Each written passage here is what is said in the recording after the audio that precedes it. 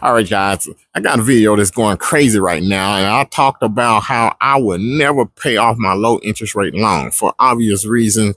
I would make more money with the money being in the stock market than I would in interest being paid. But I never said that I would never would sell. In this video, I'm going to give you some reasons why you might want to sell your house. And it's not going to be very popular, and it might be downright offensive to some of you guys, but it's the truth. So, if you wear your feelings on your sleeves, ooh, whoop-de-doo.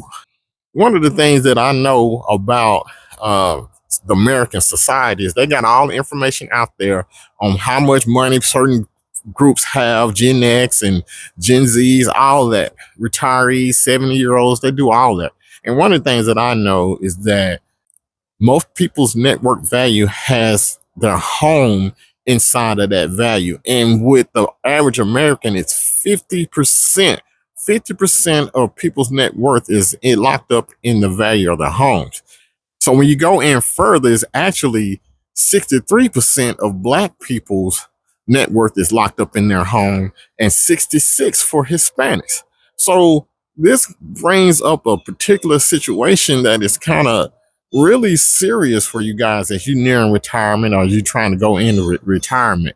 Having that money locked up in your home equity is garbage.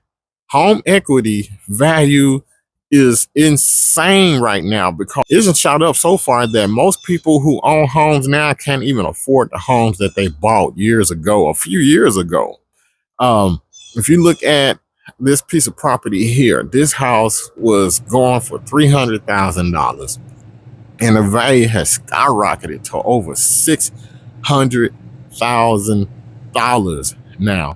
And that is great. So when you go and you retire and you don't have a lot of money in your 401k, or you didn't save a lot of money, but you got a lot of money off in your home value, you may want to go ahead and sell that bad boy. Because number one, if you get any kind of problems or you have problems without having insurance or anything like that, and you have to go into for hospitalization for any length of time, or you go into a nursing home or whatever, Medicaid is going to take your money. They're going to take your house, period. End of discussion. Your house is going to get taken. There's no need to go. You can go and look at it yourself and review everything for yourself, but they're going to take your house. So why risk that? Another thing is that money that's in the equity of your home, that's for your children. You can't do nothing with equity except for getting more debt by borrowing against it and passing it on. That's all equity does. And if you're talking about passing on that equity in your value to your kids, they ain't gonna do shit. This is where it's gonna get offensive for you. You got kids right now that's not doing what they need to do right now. Some of them are living in the same home that you are trying to think about keeping it for them. They're going to take that money and they're going to buy their girlfriend a damn car that you wanted to buy, or they're going to buy their boyfriend something that they wanted, that you wanted to have. And you got all this money tied up in your kids going to misuse it when they get it. You haven't taught them about anything about saving money or being responsible. And that is not generational wealth. You're going to have some generational knowledge passed on to them because you are just doing that for them. Why? So you take this damn home value here, and it was originally $300,000. It's now $694, and the taxes on a property like that is about $15,000 a year.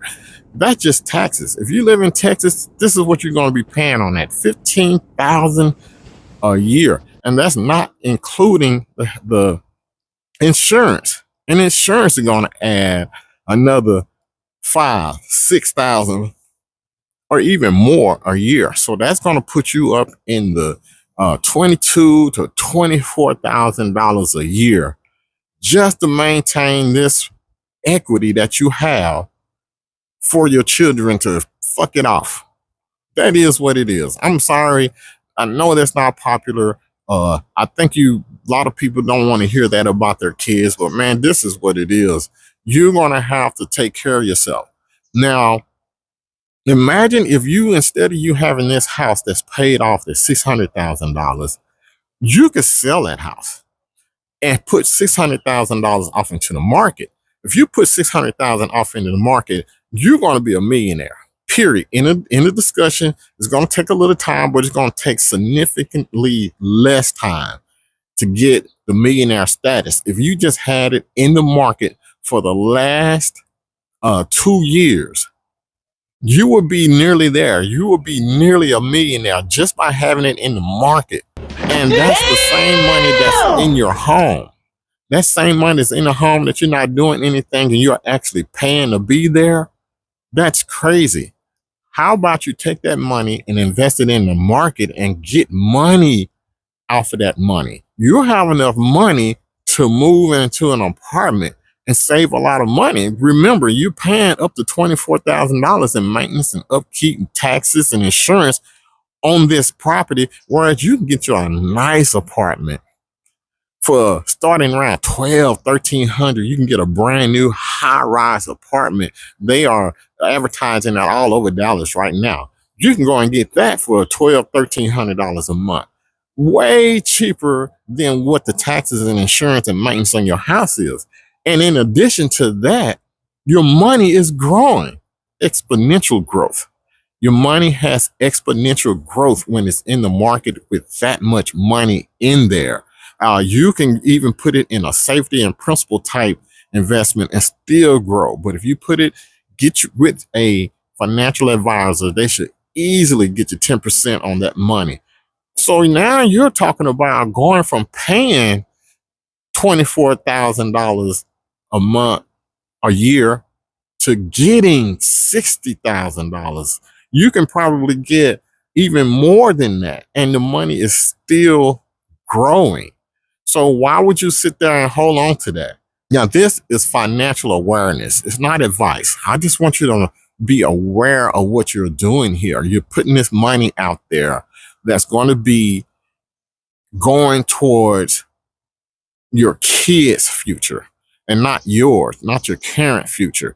Why risk all that? I would rather live in a nice, clean, high-rise without having any other pitfalls of home ownership and going on my cruises when I want to and doing whatever I want, driving the type of car I want, all while still gaining value in my money, in my life's work. I'd rather do that. That home ownership, you're going to have to think twice. One of the other things for the people who are going to get on here and start talking to me about what they did in their lives, you look at the net worth of the top 1 and 10% of people, their home values represent like 10% of their overall net worth. Whereas the lower income or mid income people, their properties is 66% of their net value. So I'll let you know right now, even the richest or people are not having that much money tied into their home like that. Everybody wants to be a investor or own real estate. No, this is not income producing property. That's what income producing property has whole different rules in property that you are living in, that you have to live at and stay. It would be much cheaper for you to rent in a nice apartment and live as opposed to owning that house. So that's the thing that you're gonna have to be aware of. And I'm just making this video for you guys to be aware of how your money is being spent and what you can actually have. If you didn't make, if you get to a certain age where retirement is right there looming for you, and you didn't get as much money as you wanted in your 401k, you start looking at your home values like that. You can literally take that home value and put it into the market and have a substantial amount of money there that's going to provide income for you so you can live your life. And the money that the house that you was planning on giving your children and all that, it'll just be cash. Now you don't have to sit around and worry about the children fighting over the property, mismanaging the property. I just had a property around the corner from me where the parent died.